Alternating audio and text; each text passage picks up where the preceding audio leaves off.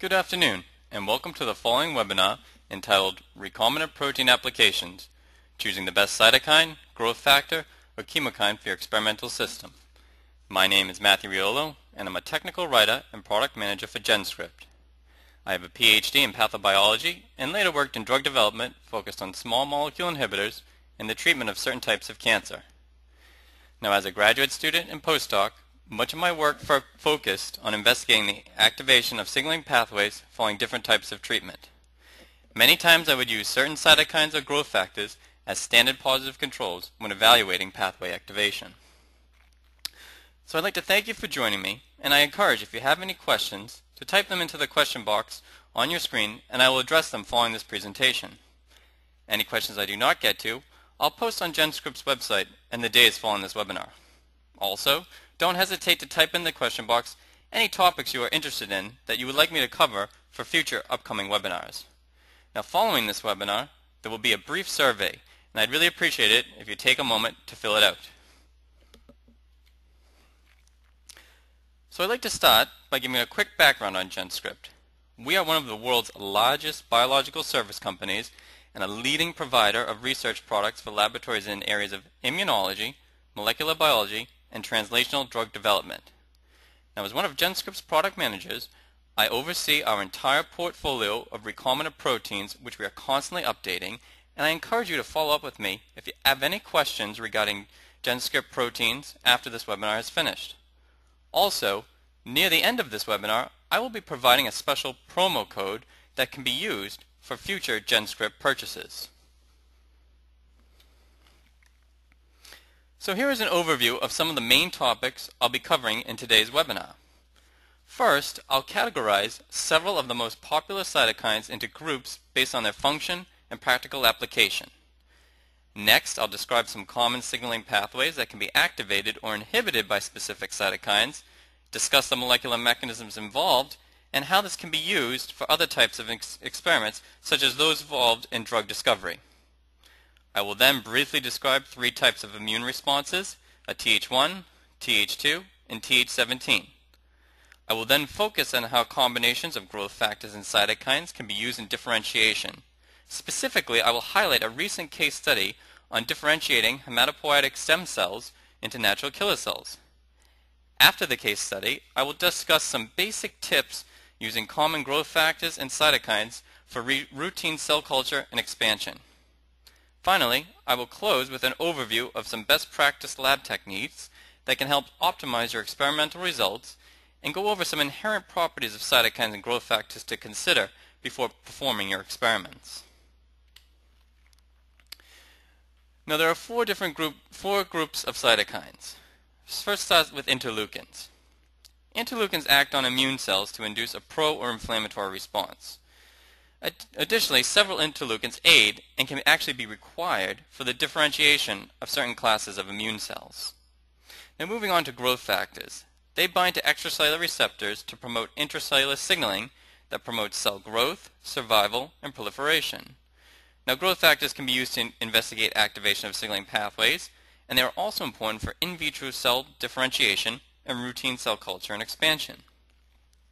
The third category, interferons, were originally described due to their ability to interfere with viral replication. Now, interferon alpha is approved clinically for the treatment of certain cancer and is a gold standard for treating hepatitis C infection, while interferon gamma is involved in mediating pro-inflammatory Th1 responses. Finally, chemokines are a structurally similar group of cytokines that promote immune cell migration to draining lymph nodes and to sites of infection. So here I have listed some common cytokines used in immunology research divided into separate groups based on their function. First are the pro-inflammatory cytokines that activate several types of immune cells such as B cells, T cells, dendritic cells, macrophages, and natural killer cells to induce an immune response. Now, upon receptor binding, these cytokines typically activate JAK-STAT, PI3K, and NF-kappa B pathways to induce intracellular signaling that leads to expression and secretion of other pro- or anti-inflammatory cytokines involved in the immune response. Now, anti-inflammatory cytokines help prevent an excessive inflammatory response. they can be secreted by immune cells that are activated by pro-inflammatory cytokines to provide a negative feedback loop. One thing I'd like to highlight, that is IL-6 can act as both a pro-inflammatory cytokine and an anti-inflammatory cytokine, depending on the cell type and factors involved. Finally, I've listed a subgroup of cytokines that are involved in differentiation. In particular, I'd like to focus on IL-3 and IL-7, which I will discuss in greater detail on how they are used to differentiate hematopoietic stem cells into natural killer cells. Here I've also highlighted interleukin-1 beta and TNF-alpha, which I will show how they can activate NF-kappa B pathway, and IL-10 to show how it can inhibit the NF-kappa B pathway. So why are we interested in investigating cytokines? Well, cytokines are proteins that are secreted by immune cells that regulate other immune cells. So from this illustration, you can see that either stress or an infection may activate an innate immune receptor, maybe a toll-like receptor, that will induce an intracellular response. Now, intracellular signaling will translocate to the nucleus and cause expression of cytokine genes that will be generated and secreted on other cells. Now, from this picture, the cytokines may activate natural killer cells or act on a T cell to induce the Th response. Once these cytokines bind to the receptor, they can actually induce secretion of cytokines among the cells that they've activated. Also, the activated cells can secrete cytokines that react on the initial cell that secreted them. This can cause an internal immune response that will promote or induce pro-inflammatory or anti-inflammatory cytokines. So this slide gives an overview of the various types of pathways involved in cell growth, proliferation, and survival that can be activated upon cytokine receptor binding. Now, when a cytokine binds to its corresponding extracellular receptor, the intracellular receptor domains recruit proteins involved in signal transduction that are activated by becoming phosphorylated. Now, this phosphorylation subsequently activates downstream signaling proteins. Now, the signaling pathways I've highlighted here are the JAK-STAT pathway, the MEK-ERK pathway, and the PI3K pathway. These are common pathways activated in the immune response, and they can also drive the progression of several tumors when signaling is deregulated. Now, because of this signaling proteins are routinely targets of various types of small molecule inhibitors to treat various types of cancer and inflammatory disease. Now, taking this into consideration, one can perform controlled experiments activating these pathways with cytokines and evaluate changes in downstream phosphorylation. Additionally, one can investigate how a particular drug or inhibitor will affect pathway activation by treating sequentially or in combination with the activating cytokine. Also, cytokines that activate these pathways make valuable positive controls to ensure that the experimental parameters are optimized. So in other words, treating with an activating cytokine will provide a standard baseline of activation that can be used to compare other treatments. Now, taking this into consideration, I would like to illustrate how you could use one of two pro-inflammatory cytokines as standard controls when looking at pathway activation. Now, the pathway I'm focusing on here is the NF-kappa B pathway. Now, the reason I'm focusing on this pathway is that it's been implicated as a potential driver of certain types of cancers, including pancreatic, breast, and prostate cancer. Now, normally NF-kappa B resides in the cytoplasm under I-kappa B inhibition. Now, when IKK complex becomes activated by either external stimulus or due to internal aberrant signaling found in certain types of cancer, it induces the mediated degradation of I-kappa B, allowing nuclear translocation of NF-kappa B, which promotes the expression of genes involved in survival. Now, both IL-1 beta and TNF-alpha have been shown to activate the NF-kappa B pathway. Now, I can say from personal experience that I've used TNF-alpha as a positive control to activate NF-kappa B and look at nuclear translocation. Now, studies suggest that and also TNF-alpha expression is found on several different types of immune cells, including endothelial cells and several cancer cell lines. Now, for NF-kappa B nuclear translocation, studies have suggested that using somewhere around 50 nanograms per mil for 30 minutes is sufficient to induce NF-kappa B nuclear translocation. Now, of course, this can vary depending on the cell type and other parameters. One piece of advice is that when studying any type of nuclear protein, I recommend using a large amount of protein for Western blot, anywhere between 50 and 100 micrograms. So what if you're interested in studying decreases in NF-kappa B activation? Well, IL-10 is an anti-inflammatory cytokine that is produced in monocytes, typically to counteract too much pro-inflammatory activation.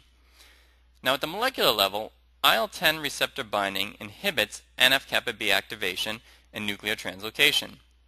Additionally, studies indicate that IL-10 can inhibit LPS activation of TLR4, blocking induction of pro-inflammatory cytokines.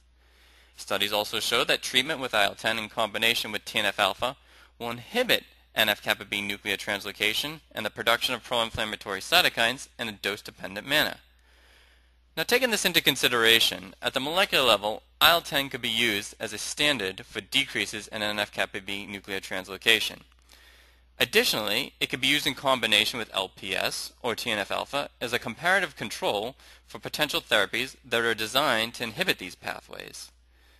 Now, at the physiological level, IL-10 can be used in vivo to test inhibition of autoimmune and inflammatory diseases. There has also been some interest in IL-10 for its use in immuno-oncology therapy through its activation of natural killer cells and CD8-positive T cells. However, studies also indicate that IL-10 can promote tumor growth by suppressing the pro-inflammatory response and anti-tumor activity of dendritic cells. So now I'd like to talk about the different types of immune responses. First is the Th1 immune response, and this happens with CD4-positive T helper cells. Now, this can be activated when CD4 T cells come in contact with interferon gamma. Now, typically when in a Th1 response, CD4-positive T cells will secrete pro-inflammatory cytokines to combat intracellular parasitic infections and other microbial infections. Also, activation of Th1 immune response can cause autoimmune disease. Now, to counterbalance the Th1 immune response is the Th2 immune response. Now, this is critical for host defense against nematode infection. Now, while macrophages have demonstrated to be a major producer of Th2 cytokines, including IL-4, IL-5, and IL-13, the mechanism of activation is not well defined. Now, previous studies have shown that following nematode infection, macrophages are recruited to the site and alternatively activated as a protective measure against the infection. Now, a third type of immune response is the Th17 immune response. Now, these are secreted by T helper lymphocytes known as Th17 cells. Now, the types of cytokines that secrete are IL-17A, IL-17F, and IL-22. Now, studies indicate that Th17 cells are CD4-positive T cells differentiated by interleukin-6 and TGF-beta. Studies also suggest that IL-21 plays an important role in expanding and maintaining Th17 cells. And they also have been shown to play a role in autoimmune disease, particularly multiple sclerosis. So here I'd like to show how a case study on how macrophages can be involved in a Th2 response. Now, scientists were interested in investigating whether IL-33 would induce macrophages to respond in a Th2 type manner, both in vitro and in vivo. So first they tested in vitro, and they did this by taking bone marrow-derived macrophages that were obtained by differentiating stem cells from mouse femur bones into macrophages. Once cultured for 7 days in MCSF, the scientists treated the macrophages in vitro with IL-33 and observed IL-13 secretion over 4 days at a varying dose. Now, the scientists observed a dramatic increase in IL-13 production at 72 hours that peaked with a treatment of 10 micrograms per mil. Now, to ensure that this was in fact macrophages that were responding and wasn't due to innate lymphoid contamination, the scientists demonstrated a complete lack of innate lymphoid gene expression markers. In addition to IL-13 secretion, the scientists used qPCR to demonstrate an increase in mRNA levels of other Th2 cytokines including IL-5, IL-9, and chemokines CCL2, CCL17, and CCL24. Further, the scientists also demonstrate that IL-33 treatment increased macrophage M2 polarization, showing significant increase in mRNA levels from markers of alternatively activated macrophages. So next the scientists tested whether the macrophage Th2 response occurred in vivo following IL-33 treatment. Now mice were treated with 1 microgram of IL-33 intraperitoneally daily for 3 days. Following this, their spleen and small intestine were harvested and analyzed for IL-13 mRNA levels compared to vehicle-treated mice. Now the mice treated with IL-33 showed significantly higher levels of IL-13 mRNA, supporting their role of responding in a Th2 type manner. To further support this response was indeed from macrophages, and again not from other innate lymphoid immune cells, the scientists performed 3 types of analysis. First, staining with macrophage markers and anti-IL-13 on the intestinal lamina of treated mice showed significant staining of IL-13 compared to non-treated mice. Next, they did macrophage depletion studies where mice were treated with chlorothalonate containing liposomes, which depletes macrophages prior to IL-33 treatment. Now what this did was significantly reduced IL-13 mRNA in the spleen and small intestine, demonstrating that macrophages are important for the IL-13 response. Finally, they did experiments using adaptive transfer studies. So test mice were macrophages from IL-33 treated mice were transferred into mice and compared to macrophages from non-treated mice. Now, the macrophages that were treated with the mice receiving the macrophages treated with IL-33 were more resistant to infections with worms.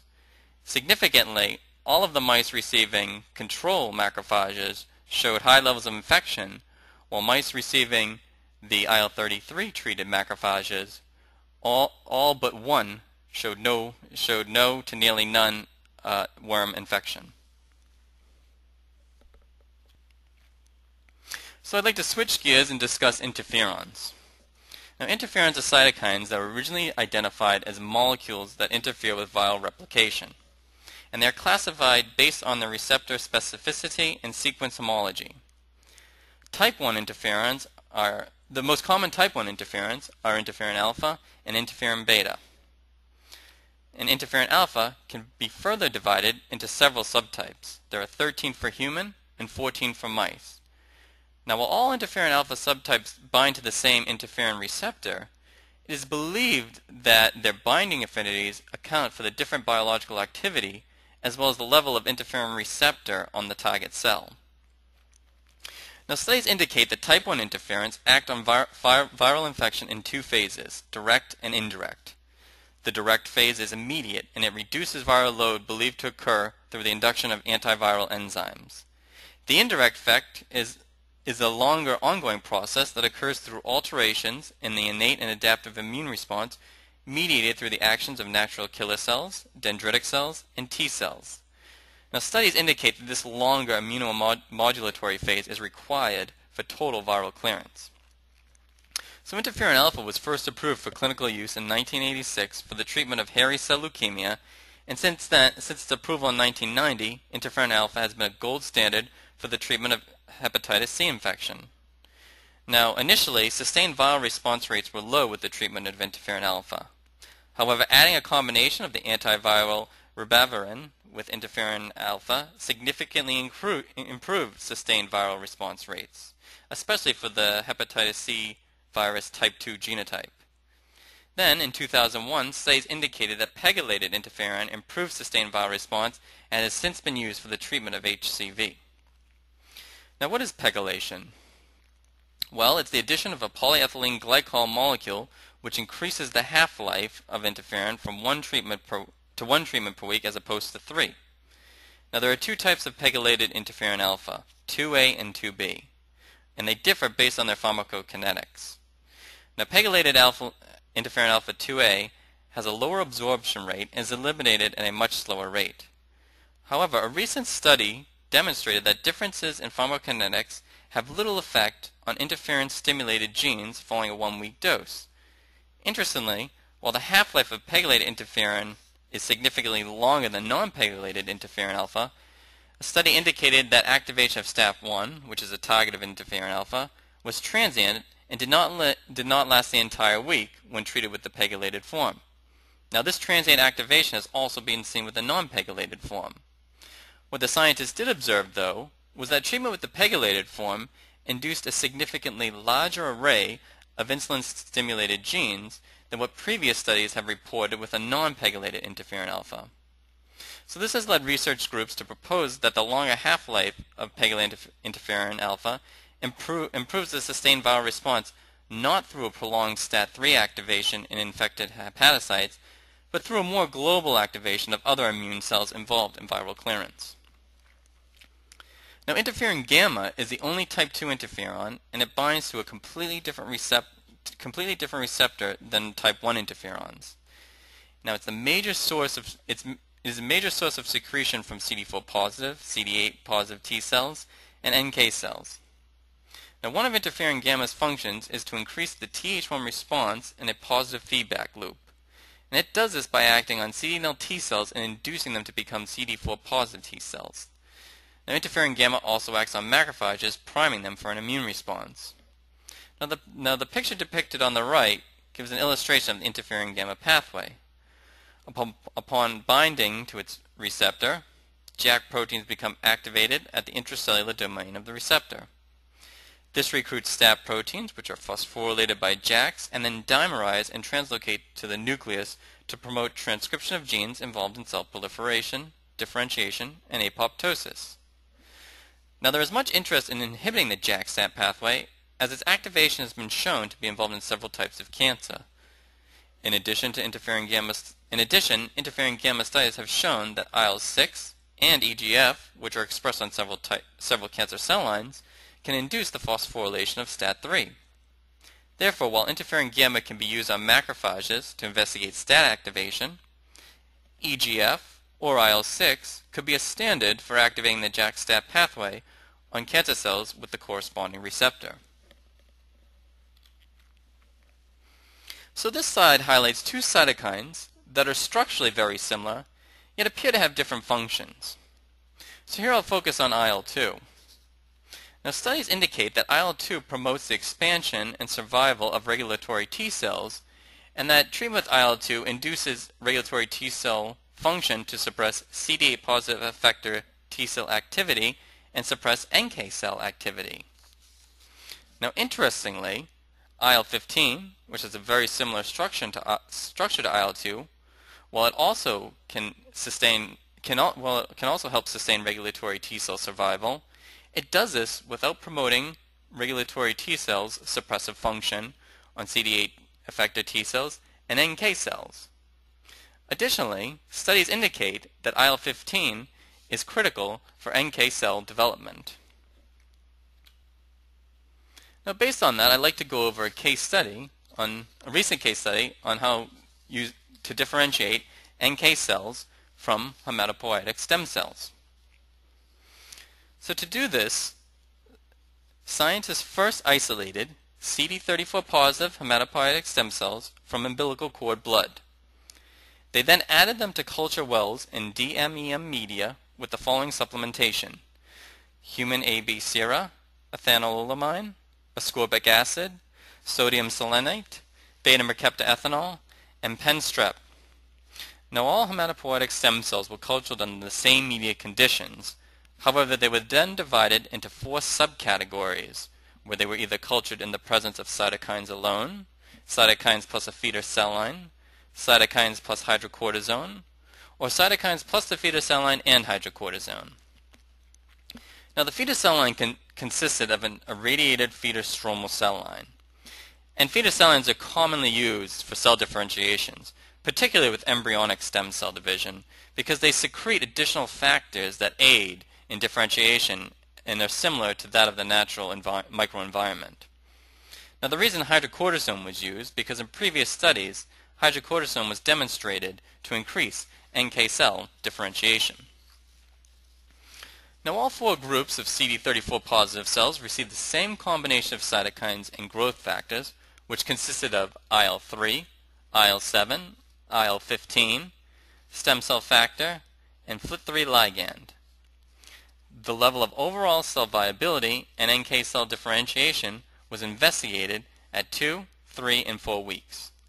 Now it should be noted that each week 50% fresh media with all cytokines except IL-3 was replenished for all cell groups. Now what the scientists observed was there was a significantly higher population of cells after 2, 3, and 4 weeks in the cultures that contained both the feeder cell line and the hydrocortisone. Accordingly, cells cultured under this condition also demonstrated a higher percentage of NK cell differentiation, where the highest percentage was observed at 4 weeks, which was the last time point.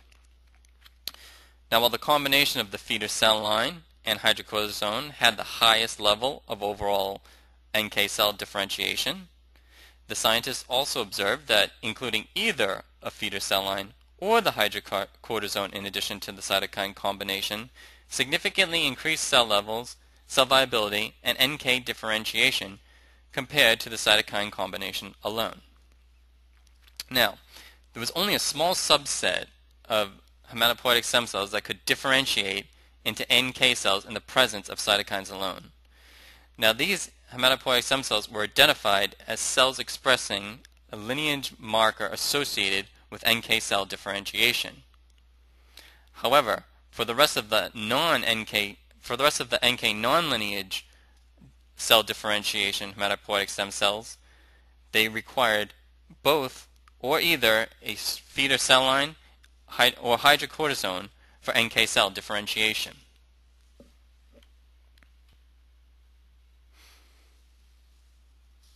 So going from NK cell differentiation, I want to show how you can use growth factors or cytokines for more routine cell culture. So here in this picture below, I've showed how you can use EGF or IGF to culture cancer cells. So some cancer cell lines require a growth factor for more optimal growth. So you can see once you add the growth factor and they become confluent, you can split them into new dishes. Also, for immune cells, GM-CSF and FLT3 ligand be used for dendritic cell culture, MCSF for macrophage culture. Just to give an example of how you could use cytokines and growth factors to differentiate and expand immune cells, using cord blood or hematopoietic stem cells from femur bone, once you separate CD34 positive hematopoietic stem cells and place them in culture, you want to expand them with a combination of growth factors that includes stem cell growth factor, TPO, and FLT3 ligand. Now you're going to want to do this for 7 days. Following the 7 days, you're going to want to begin to differentiate them into dendritic cells. To do this, you're going to want to add a combination of GM-CSF and interleukin-4 for 5 to 7 days. Following that, you're going to want to stimulate them. Typically, you can use TNF-alpha so they reach maturation, and you want to do this for 2 days. Now, this is just a quick overview of how you can use cytokines and growth factors to differentiate and expand cells in culture. If you're interested in differentiating other types of stem cells and embryonic cells into other types of cells such as neurons, hepatocytes, I encourage you to look into my other webinar that was focused on stem cell differentiation, and you can find that on the GenScript website. So for the next few slides, I'd like to give some helpful tips on treating cells in vitro. Now these are some techniques I found helpful when working in the lab that helped optimize my experimental results as well as made my overall work more efficient. So here's a general workflow for setting up your cells in culture, from culture to treatment and collection. Now of course, the times will vary depending on the cell type and the type of treatment you're doing. So for the following workflow, I will be describing a treatment of a typical cancer cell line. So I recommend planning 1 week before the actual treatment and collection. This will give you time to write out all the doses and logistics, especially if there are multiple treatments or cell lines involved.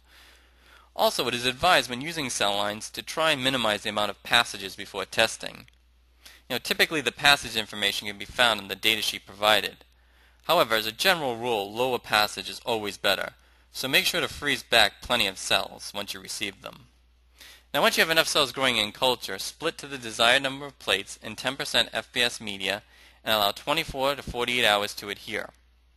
Once the cells are adherent, you can replace with fresh media containing FPS, or if you decide, you can starve your cells at this point with serum-free media. Following this, I would allow 24 to 48 hours before treating. Now how long you treat will be determined depending on the experimental endpoint. Now in my experience, for something like a post-translational modification, anywhere from 2 minutes to 60 minutes, all the way up to 6 hours is good. I encourage multiple time points to determine when pathway activation is optimized. Now for a more physiological response, such as changes in proliferation, cell death, or secretion of cytokines using an ELISA, I recommend longer time points, anywhere from 3 to 72 hours. So what is an optimal method to prepare cells prior to treatment?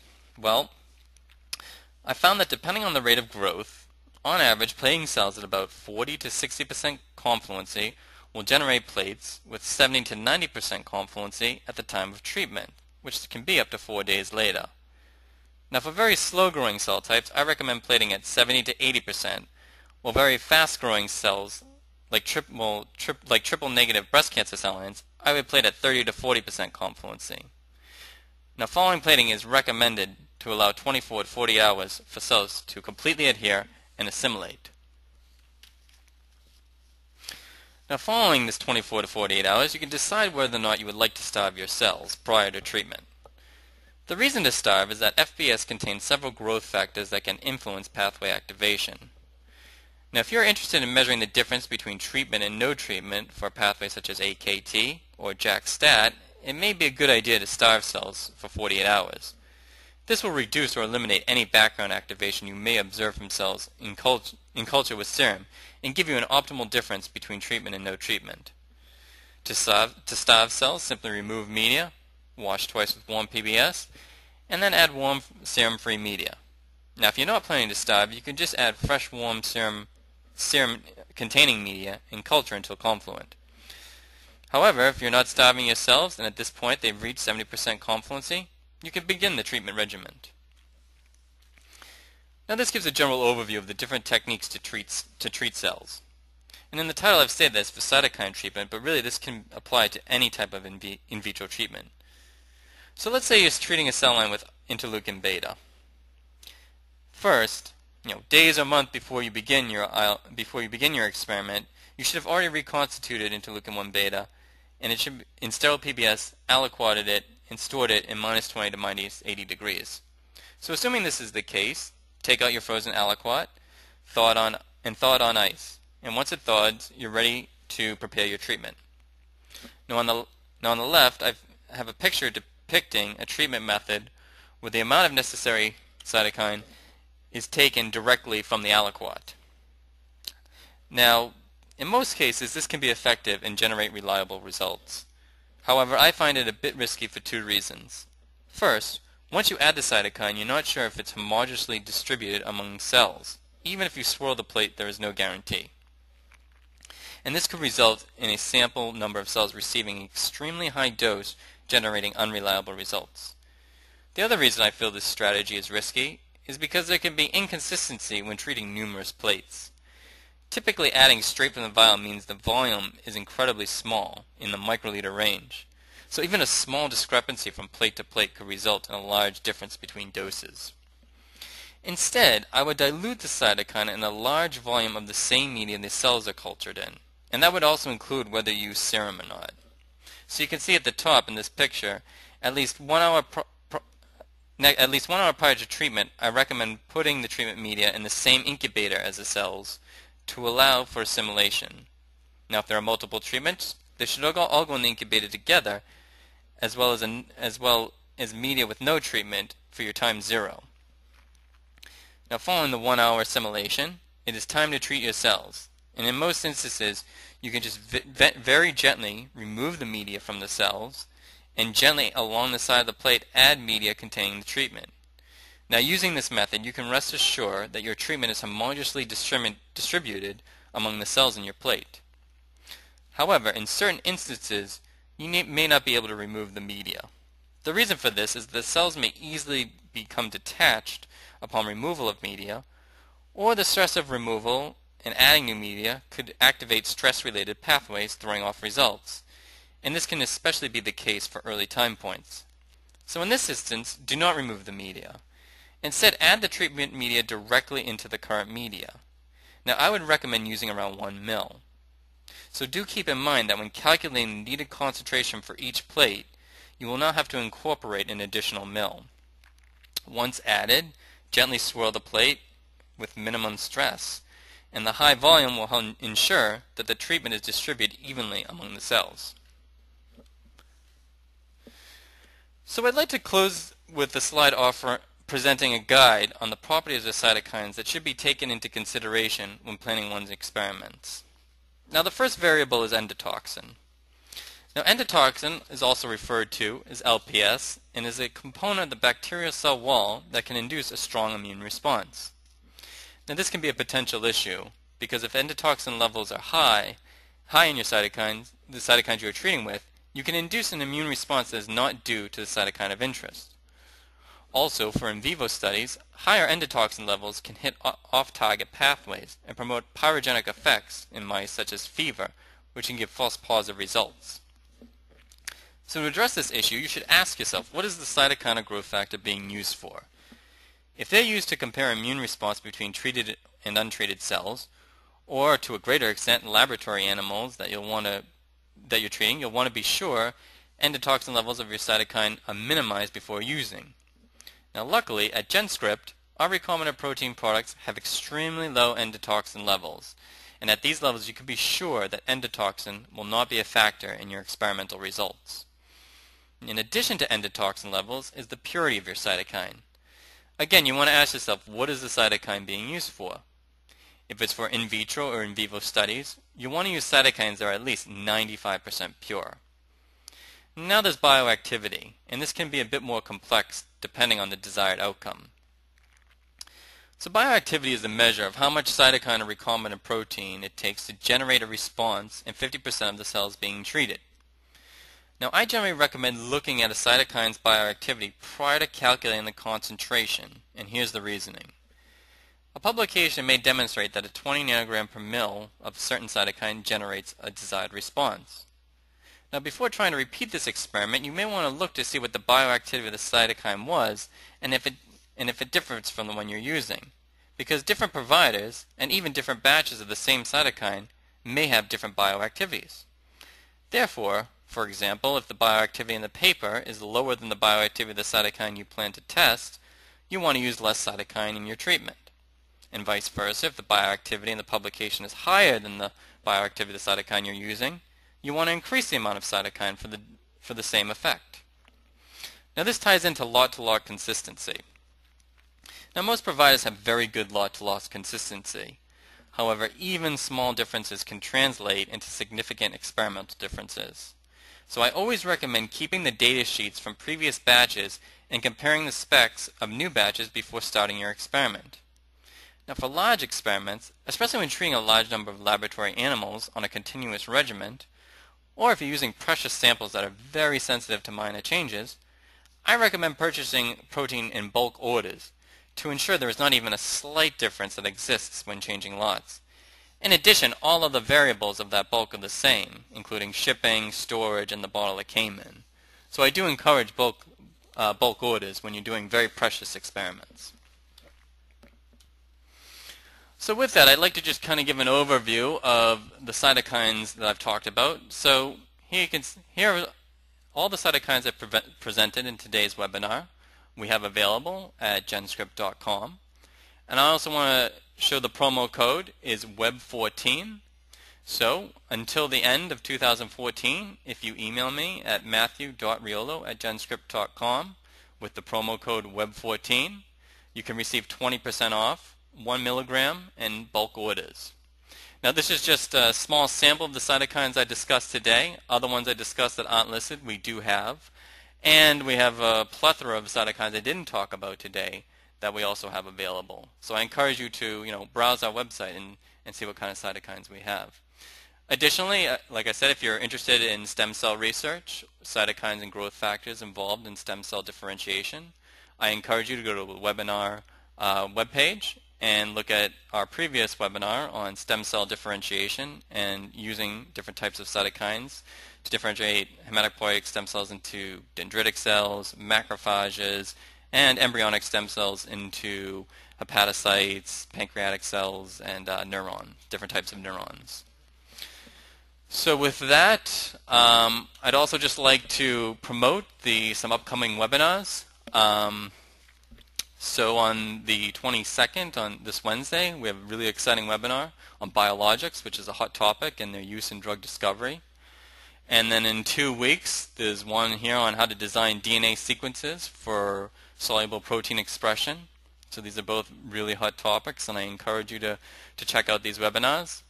So at this point, I want to thank you for attending the webinar, and I'd like to take any questions that came up during the webinar. So at this moment, I'll just click over to the question box and take a look here. So just one moment, and so questions. Okay. All right. So when ordering bulk, how long are cytokines good for in storage? Okay, well that's a good question. So all of our cytokines are lyophilized, which means they should last for years, really. What we recommend is that upon receival of your cytokines, 6 months is what we recommend. So upon receiving them, we recommend keeping them for 6 months and keep them stored at -20 to -80 degrees. Now, and that's unreconstituted. Now, if you reconstitute an aliquot into tubes, you can keep them at -20 and they'll be good for 3 months. Now, let's say you have an experiment where you're treating every day that week. You can reconstitute the cytokine and keep them at 4 degrees, and they'll be good for a week, so 5 to 7 days. So I hope that answers that. Okay. What is the relevance of the source of the cytokine? Okay, so if you go on our website, you can see that we have the same cytokines listed, but from different sources. So depending on what your experiment is will depend on the type of source you may want to use. So for example, if you're looking at post-translational modifications, then I would recommend using cytokines that come from a mammalian source. We have cytokines that come from HEC293 cells, especially if you're looking at glycosylation. Now, in opposition to that, if you're doing studies where you're treating animals over a long period of time with cytokines, I would recommend using cytokines that come from E. coli. Using cytokines where the source is E. coli, you pretty much eliminate any risk of viral contamination because it's not coming from a mammalian source. So, it really depends on what your experiment is for. So I hope that answers that. Are your cytokines sterile? Well, as I've mentioned, all of our cytokines are lyophilized, which means, there should be very little to no contamination. Typically, anything lyophilized eliminates contamination. However, with any biologic, I always recommend sterilizing everything in the hood before you use it. So upon reconstitution, let's say you're going to add it to media for an in vitro treatment, I would run that media through a filter. It takes maybe 2 minutes, and just not because concerned about sterility of the cytokine, but also pipette tips, tubes you're using in the hood, that kind of thing. Now, however, if you're just doing a quick in vitro treatment that's maybe 1 or 2 days, sterility is not going to be a huge factor. But if you're culturing cells over a long period of time for weeks, then I recommend, when you dilute those cytokines, always pass them through a filter before beginning your culture. Okay, I'm going to take one more question. So will these slides be posted on the website? They will, actually. So within a week from this webinar, we should have the slides posted on the website. So the full webinar will also have a PDF if you just are interested in the slide deck. So yes, so I encourage you to check the website next week, and it should be posted. Alright, so with that, again, I want to thank everyone for your attendance. I really appreciate it. If you just take a moment to fill out a survey that will come right after we close this webinar, I'd also really appreciate that. And again, I encourage you to attend the future webinars coming up next week and in the following weeks. So thank you, and I wish you all the success in your research, and thanks again.